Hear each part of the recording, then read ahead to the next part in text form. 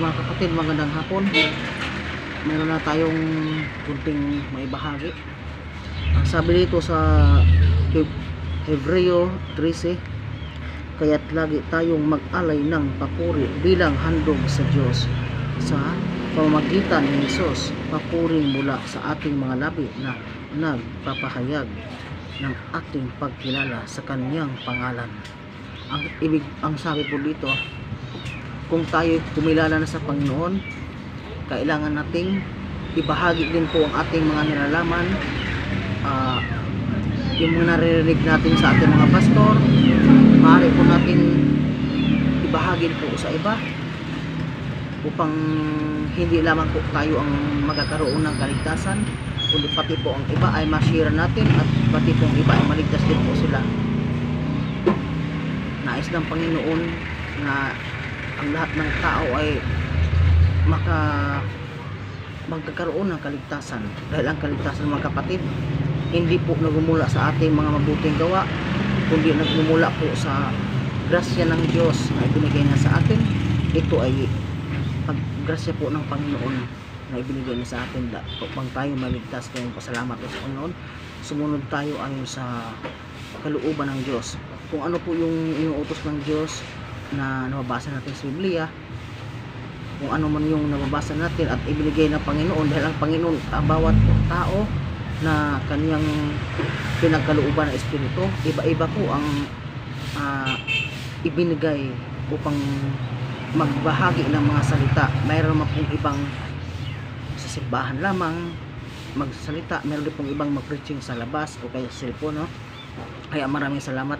Naway sa oras na ito ay marinig ninyo at naway unawain mabuti at matanggap ninyo itong mga salita na to at sa buhay ninyo tanggapin niyo sa Kristo, dahil siya lamang po ang kaligtasan natin, wala na pong iba. Hindi po tayo maliligtas sa mga pira natin, kaya man o anumang ating pinanghawakan ngayon, mga kagaya ng mga sakyan, wala po yan, mga kapatid. Ang gusto ng Panginoon, ipahayag natin ang kanyang mga salita sa ating mga labi. Kung ang taong nagpapahayag ng salita ng Panginoon at nagsasabing siya ay nagkatawang tao, siya po, yun po ang taong magpahayag ng ganun, ay siya, yun po ay manaligtas po. At yun po ang sabi ng Panginoon sa Kristo. At hindi lang po, mga kapatid, magpuri din po tayo sa Kanya. Yun po ang dabis na sa Panginoon, na magpuri tayo sa Kanyang pangalan. At hindi lamang po yun, marami pa. Dahil ang gusto ng Panginoon, hindi lamang tayo uupo sa simbahan upang makinig sa mga pastor natin, kundi pati din po tayo ay maaari din po tayong magturo sa iba at ibahagi natin ang kanyang mga salita. Hindi po mapayag ang Panginoon na puro lang po tayo upo. Ayaw po ng Panginoon ng ganun, kundi gumalaw din po tayo, mag-share din po tayo sa iba para po tayo lumago. Tunuruan po tayo, binigyan tayo ng Panginoon ng mga magtuturo, kagaya ng mga pastor, pare o ano man yan. Sila po yung nagbabahagi ng mga salita ng Panginoon. Gawin din po natin yon upang marami pang mga taong hindi nakakilala sa Panginoon at marami pong mga taong hindi pa nakakarinig sa salita ng Panginoon. Kaya ngayon maririnig po natin at pwede niyo po itong ibahagi sa iba. At sabi naman po dito sa Hebreo 13:14, sapagkat hindi rito sa lupa ang tunay na lungsod natin at ang hinahanap natin ay ang lungsod na darating. Ang lungsod po na darating, mga kapatid, doon po tayo. Yun pong kaharian ng Panginoon na kanyang kinalalagyan ngayon. At yun po, pag tayo po ay sumampalataya sa kanya, no, doon po tayo ilalagay ng Panginoon. Yun po yung lungsod, yun po yung bagong Jerusalem. Dahil pagdating ng panahon ng pag bumalik ng ating Panginoon sa Kristo, ang bansang Jerusalem ay mawawasak yan. Ang buong mundo ay mawawasak at bababa ang banal na lungsod na Jerusalem. Yun po yung doon po maghahari ang ating Panginoon sa Kristo, sa bagong Jerusalem na po yun. Kaya dapat tayo magpasalamat sa Panginoon kasi siya ang grasya na ibinigay ng kanyang Ama para sa atin. Kaya tayo ay natubos mula sa kasalanan. Kaya mga kapatid, ano pang inaantay natin? Kung ang Panginoon ay maawain, dapat din tayo po ay sumunod sa kanyang kaugalian, sumunod sa kanyang mga tuntunin, sa kanyang kalooban. Isa pa mga kapatid, magpatawa din po tayo sa mga taong nagkasala sa atin, mga nakaaway natin. Magpatawa din po tayo sa kanila. Huwag po nating gawing pride ang ating sarili, dahil ang gusto ng Panginoong Diyos, magpatawad tayo sa ating mga kapwa upang patawarin din po tayo sa kanyang harapan kung tayo hihingi ng tawad sa ating mga kasalanan. Pero kung hindi natin patatawarin ng mga taong nagkasala sa atin, hindi po tayo patatawarin ng Panginoong Diyos. Yun po ang sabi niya sa Biblia, sa kanyang mga salita. Kaya maraming salamat sa hapon na ito kapatid. Naway narinig niyo itong salitang ito. Ito hindi po galing sa akin, kundi galing po sa Diyos. Kasi ang tao po ay walang kakayahang magsalita ng ganito kung hindi po ang Panginoon ang nagsasabi nito. Ang bawat taong lumapit sa Panginoon ay hindi po nagdadalawang isip ang Panginoon upang siya'y tanggapin at iligtas sa kanyang kapahamakan na darating. Kaya kapatid, wala na pong kapahamakan sa taong lumalapit sa Panginoon. Wala na pong kapahamakan, kamatayan na darating sa taong lumalapit sa Panginoon at tumanggap sa Panginoon. Huwag po nating sabihin na tayo ay Kristiyano pero namumuhay pa rin tayo sa mga makamundong bagay, kagaya lamang ng pag-iinom ng alak, pagbibisyo, lahat po. Hindi po ganyan ang Kristiyano mga kapatid. Ang tunay pong Kristiyano ay umiiwas sa gulo, umiiwas sa mga sa mga taong nais kang awayin, ganun. Yun po ang tunay na Kristiyano, yung umiiwas sa mga gulo, hindi po makipag-chismis, hindi po sagutan sa mga anumang relihiyon dyan. Alam niyo mga kapatid, ang tunay na relihiyon ay ang Panginoong Jesucristo. Hindi po tayo mariligtas ng simbahan lamang, kahit anong simbahan at ating pasukan, hindi po tayo mariligtas dyan. Mariligtas lamang tayo kapag lumapit tayo sa Panginoon, tanggapin natin ang Diyos, maramdaman natin kapag tinanggap natin ang Panginoon, dahil ang Espiritu ng Panginoon ay ipadala niya sa atin upang tayo ay mabago na. Dahil ang Panginoon ay pag-ibig, mapagmahal ang Panginoon. Hindi na tayo hahayaang maparusahan, kaya iniligtas niya tayo. Nagpakamatay ang Panginoon sa cross para tayo ay mahango sa pagkakasala natin.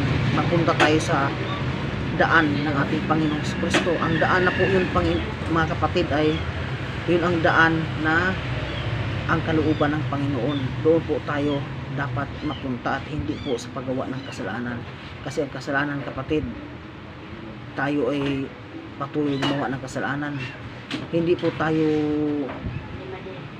makakapunta sa kaharian ng Diyos, no? Kasi ang Panginoon ay banal. Ang kaharian ng Diyos ay banal. Kaya bawal po talaga ang mga makasalanan doon. Huwag po tayong makipagtalik sa hindi natin asawa. Kung magjowa man kayo, wag muna ninyong gawin ang hindi dapat gawin.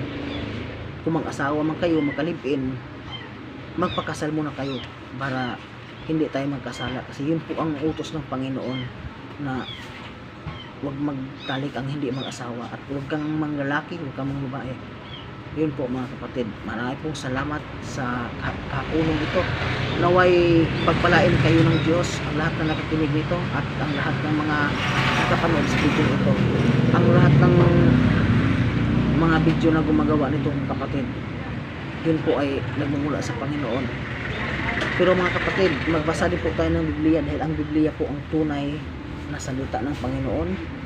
Ito po, dito po natin makikita ang lahat ng totoo dito po sa Biblia. Lahat ng mababasa natin at hindi pa natin nalalaman, malalaman man po natin sa Biblia kapag ang Biblia mismo ang binabasa natin. At sabi naman dito sa Joshua 1:8, huwag mong kaligtaang basahin ang aklat ng kautusan, pagbulay-bulayan mo iyon araw at gabi upang matupad mo ang lahat ng nakasaad doon.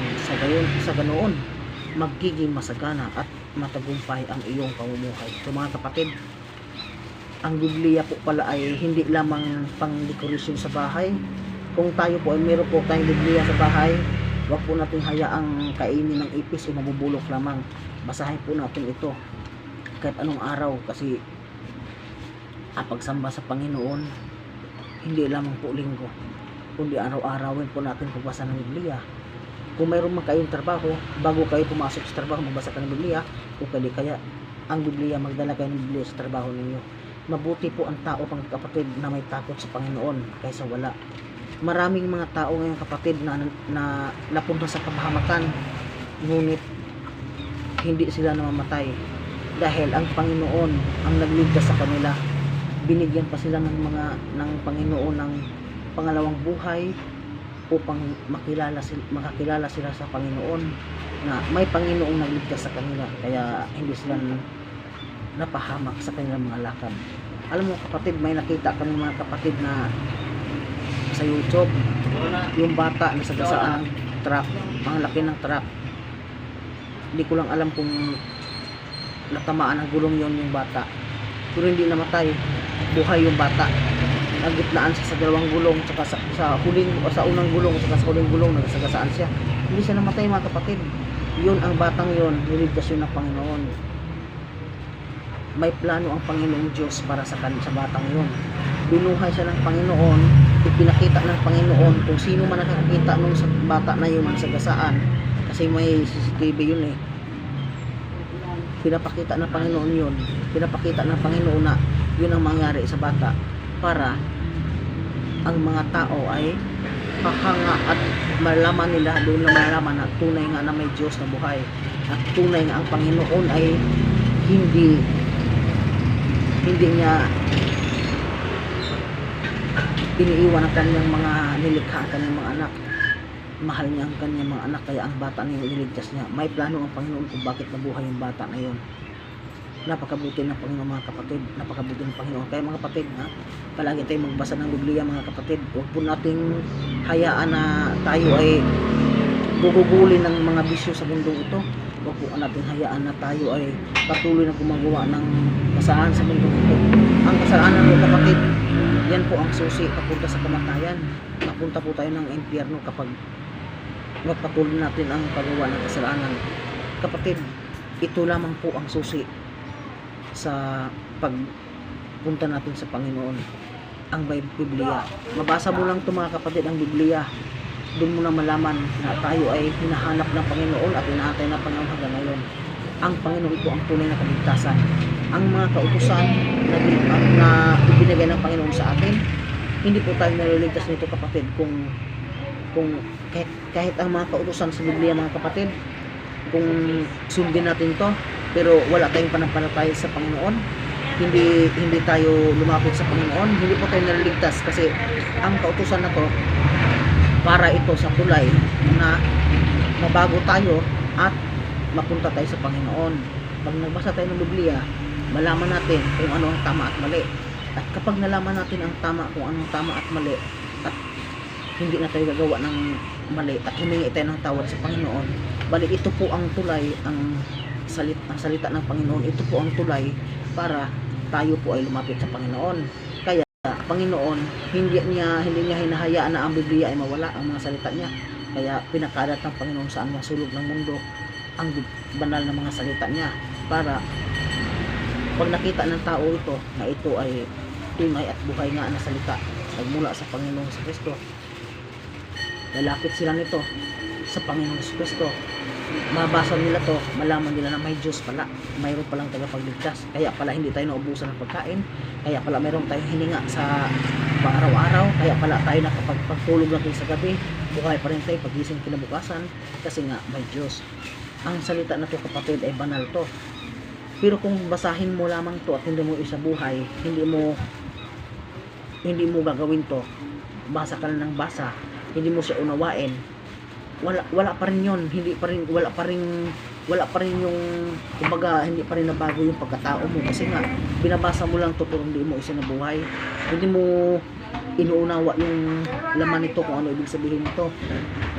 Pag inuunawa mo to kapatid, doon mo makikita na napakahalaga sa atin ng Panginoon. Ang Panginoong Kristo mga kapatid, nag-antay lamang, andyan lamang siya.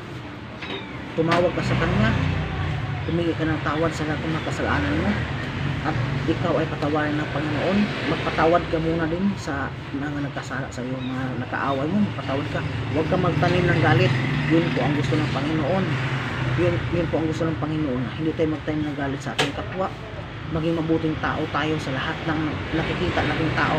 Pwede tayo makipag-usap sa mga tao na dating kaibigan natin na may mga bisyo. Pwede tayo makipag-usap sa kanila, sa mga taong may mga hindi nakakilala sa Panginoon. Pwede tayo makipag-usap sa kanila, pwede tayo makipagkaibigan, pero huwag natin gawin ang ginagawa nila.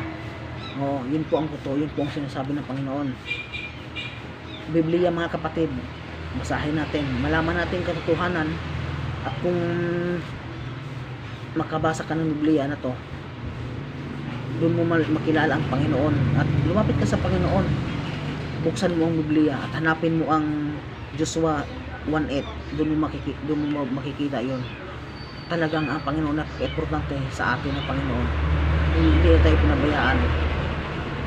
Kaya magpasalamat tayo sa Panginoon dahil sa bawat taon, ilang taon simula noon na pagkabata natin, ilang taon, ilang birthday na dumating sa buhay natin, andyan pa rin tayo, nagtatayo pa rin sa mundong ito, buhay pa rin, may hininga. Kasi nga ang Panginoon andyan palagi, nag-antay sa atin kung kailan tayo lapit, kung kailan tayo hihingi ng tawan, kung kailan tayo aasa sa Kanya at tatawag sa Kanya. Sabi nga ng Panginoon sa Biblia, kalimutan ko na kung anong version, sabi niya na ang lahat ng nabibigatan at nahihirapan, kayong lahat lumapit sa akin at kayo'y pagpahingahin ko. Yun ang sinabi ng Panginoon. Mga kapatid, na pagkabuti talaga ng Panginoon, no? Palagi po tayo magbasa ng Biblia para malaman natin, at hindi lamang Biblia ang dapat nating basahin, kundi manalangin tayo sa Panginoon na patawarin niya tayo sa mga kasalanan natin, at huwag niya tayong hayaang matukso sa mga tukso na hinuting kanya.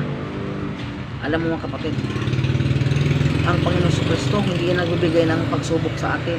Ang nagbigay ng pagsubok sa atin ang demonyo, ang diablo. Pero bago magbigay ng pagsubok ang diablo, nagpaalam mo na yan sa Panginoon kung susubukin ka, kung hanggang saan yung panampalataya mo. Kung mayroon mang nasubok na mas mabigat na pagsubok na dumating sa buhay nyo, huwag niyo pong sisihin ng Panginoon, at huwag niyo sabihin na, Panginoon, bakit niyo kabigyan ng pagsubok na hindi ko kaya. Huwag niyo pong sabihin, kasi ang Panginoon hindi nagbigay ng pagsubok sa atin. Ang diablo po ang nagbigay sa pagsubok sa atin. Pero ginagamit ng Panginoon ang pagsubok na yan para masukat kung saan, hanggang saan ang ating panampalataya sa Kanya. Kaya mga kapatid, kung ano mang nasa isip natin na masama o ano mang nasa isip natin ngayon, alam ng Panginoon yan. Kapag nakaisip tayo ng masama, Biblia agad ang hawakan mo. Tumawag ka kaagad sa Panginoon, lumayo ka kaagad sa napag-isipan mo, lumayo ka. Magbasa ka ng Biblia, doon lamang mawala, at tumawag ka sa Panginoon na bigyan ka ng lakas. Doon lamang aalis ang mga pag-iisip natin na masama. Alam mo kapatid, pag masama ang puso natin, lalabas yan sa bibig. Kung ano yung laman ng puso, yun din yung lalabas sa bibig natin. At yung mata natin, makasalanan yan. Kaya isa din yan na iiwasan natin. Dahil pag nakaisip tayo ng masama at pinansin natin yon, hindi natin nilabanan, hindi tayo tumatawag sa Panginoon upang bigyan ng lakas, at tuloy-tuloy yon, mahirap yung kapatid, dahil babalik sa dati ang ating pagkatao na magiging masama tayo sa paningin ng Panginoon, at hindi tayo maging mabuti sa harap ng Panginoon. Pagdating ng panahon na maging araw na natin, mamatay tayo, kawawa tayo, dahil parusahan tayo ng Panginoon. Kasi ang kaharian ng Panginoon hindi parehas sa kasalanan. Kaya isa pa kapatid, alam nyo, marami nang namamatay sa mundo, di ba? Marami nagsasabi, pag may namatay, doon na siya diretso sa langit. Kasi nawala na siya, nagsama na sila ni ganito, ganon, ni pulano, pulana. Nagsama na sila. Mga kapatid, huwag po kayo maniwala sa mga ganyan. Kasi yan, wala po silang alam kung nasaan ang taong namatay na walang panampalataya sa Panginoon. Hindi po diretso sa langit yun, mga kapatid. Hindi po. Kung ikaw ay may panampalataya sa Panginoon, maaari pa na ikaw ay nasa Panginoon. Pero kung ikaw ay walang panampalataya sa Panginoon, huwag mong sabihin na andun na siya sa langit kaagad. Hindi yun. Dahil ang Panginoon ay banal nga. Sabi ko sa inyo kayo na banal. At banal ang kanyang kaharian. Ayaw ng Panginoon na ang taong madumi sa kanyang paningin, makasalanan, ay makasama na sa langit, makasama na sa kanyang kaharian. Ayaw na ganoon. Kaya ang tao na makasalanan sa impyerno ang bagsak. Isa pa, mga kapatid, kung tunay ngang ikaw ay mapalangit, malalaman mo yan dahil ang iyong pangalan ay nakasulat sa aklat ng buhay. Kapag ang pangalan mo nakasulat sa aklat ng buhay sa langit, tunay kang ligtas. Pero kung ang pangalan mo ay hindi nakasulat sa aklat ng buhay doon sa langit, hindi ka maligtas. Bagsak ka talaga. Kasi dalawang libro yan, mga kapatid. Yung isang libro, yun yung pangalan doon sa mga taong hindi sumusunod sa Panginoon. At yung isang libro naman, andoon yung mga pangalan na sumusunod sa Panginoon, panampalataya. Pag binuksan yung pangalan na sumusunod sa Panginoon at wala kayo doon, wala ang pangalan mo doon, bagsak mo. Pero kung ang pangalan mo nandoon, ligtas ka. Tapos titignan yung pangalan mo doon sa kabilang libro, makita yun na andoon, yun yung libro na kapahamakan. Yun yung lahat ng pangalan doon ng mga tao na hindi sumampalataya sa Panginoon, hindi lumapit, hindi nagsisi sa mga kanilang ginagawang kasalanan at hindi huminto sa paggagawa ng kasalanan, andoon po nakalagay lahat ang pangalan nila sa libro ng kapahamakan. At yung isa naman nagsumunod sa Panginoon at nanampalataya at tumawag sa pangalan ng Panginoon, andun po yung pangalan nila sa libro ng buhay. Yun po yung sinasabing libro ng buhay at libro ng kapahamakan. Kasi yung libro ng kapahamakan, yun yung doon nakalista yung mga tao na hindi nanampalataya sa Panginoon. Sa libro na yun, doon yung pangalan natin kung hindi tayo nanampalataya sa Panginoon. Kapag sinabi naman natin, kilala mo ang Panginoon, ngunit hindi ka nanampalataya sa Kanya, di mo sunod ang Kanyang kautusan, hindi ka nagbabasa ng Biblia, hindi ka tumatawag hindi ka nanalangin sa Panginoon araw at gabi, hindi ka nanalangin, malayo ang nasa utak mo, sa isip natin, yung laman ng puso natin, hindi nagmumula sa kalooban ng Panginoon, talagang ang pangalan natin ay wala sa aklat ng buhay, kundi sa aklat ng kapahamakan. Kaya mga kapatid, sa oras na ito, huwag nyo nawang baliwalain ang narinig nyo ngayon, dahil katawan ko ang nakikita nyo ngayon sa kamerang ito, pero ang nagsasalita nito ay hindi ako, kundi ang anghel ng Panginoon, ang Panginoong Jesucristo, ang kanyang banal na espiritu. Ginamit lamang ako, kapatid. Makinig po tayo kung ano po sinasabi ng banal na espiritu, mga kapatid. Talagang mapahamak po tayo. Tigilan na po natin yung mga kasalanan na ginagawa natin, dahil talagang mapahamak po tayo ng ganon. Marami po, alam mo mga kapatid, nasa huling panahon na po tayo, nasa huling araw na po tayo. Huwag na po tayong patuloy pang gumawa ng mali na hindi kalistay sa harap ng Panginoon. Huwag na po tayong gumawa ng kasalanan.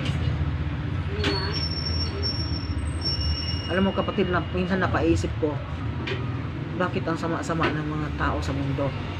Ang Panginoon, nasasaktan ng Panginoon kapag tuwing gumagawa tayo ng kasalanan.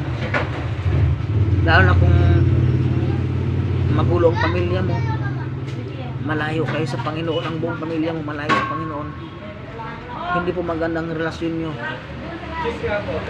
Kawawa po ang buong pamilya mo pagka ganon.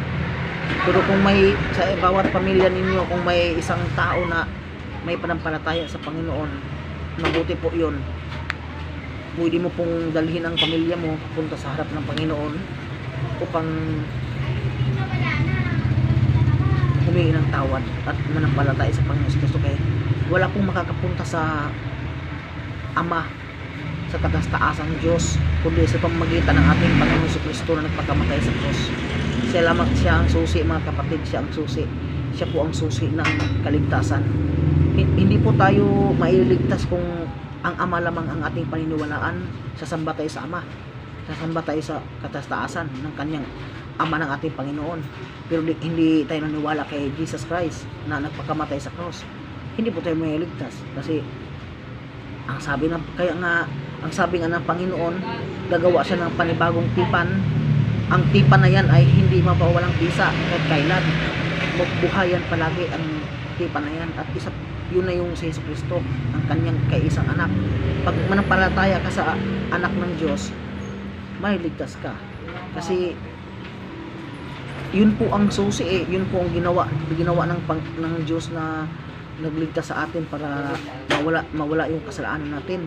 Napakamatay ang Panginoong Jesucristo sa cross para maligtas tayo, para hindi na tayo tutuloy sa pagkakasala.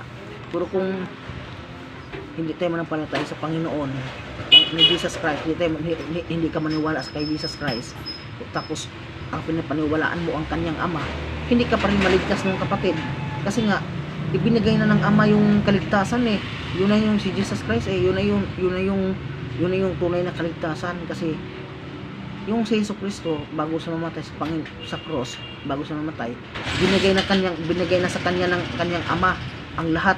Binigay na ang kapangyarihan ng lahat sa kalangitan at sa ibabaw ng lupa. Nasa kanya na, binigay na. Kaya doon tayo manampalataya sa Panginoong Jesucristo, kay Jesus Christ, para makarating tayo sa kanyang Ama. Kasi sabi ng Panginoon, walang makakapunta sa Ama kundi sa pamamagitan ko. Di ba?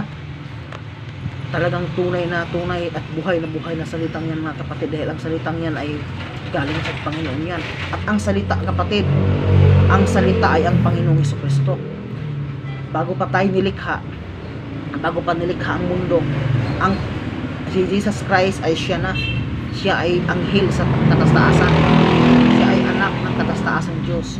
Anghel siya, hindi siya nagkatawang tao siya kasi hindi naman mamatay ang anghel o espiritu kung hindi magkatawang tao. Kaya ang ginawa ng Ama, isinugo ng kanyang si Jesus Christ, isinugo ang kanyang kaisa-isang anak para magkatawang tao. At si Maria naman ay matuwid sila Maria, ang kanila Maria matuwid.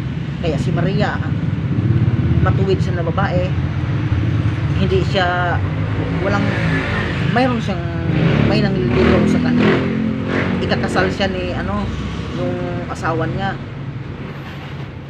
ikakasal siya, kaso kumbaga hindi pa siya ginalaw ng lalaking niya na pangasawa niya.